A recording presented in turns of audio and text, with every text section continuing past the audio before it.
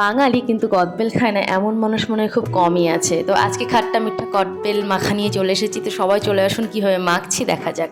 যার জন্য উপকরণের মধ্যে নিয়েছিলাম ফ্রেশ ধনিয়া পাতা, ফ্রেশ 2টা কাঁচা লঙ্কা, ধনে গুঁড়ো, জিরে গুঁড়ো, লঙ্কা গুঁড়ো, বিট লবণ, একটু চিনি।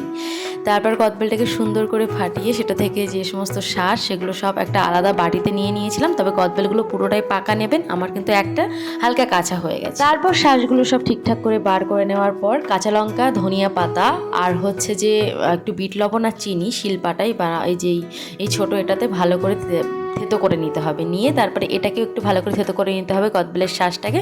তারপরে ওর মধ্যে সমস্ত গুঁড়ো মশলা দিয়ে কদবেলটার সঙ্গে ধনিয়া পাতা পেস্টগুলো দিয়ে সুন্দর করে মাখিয়ে নিতে হবে। আমি দোকানের মতো স্টাইল করার জন্য কিন্তু কদবেলের যে বাটিটা ছিল সেটার মধ্যেই আমি পুরোটা গার্নিশ করেছি।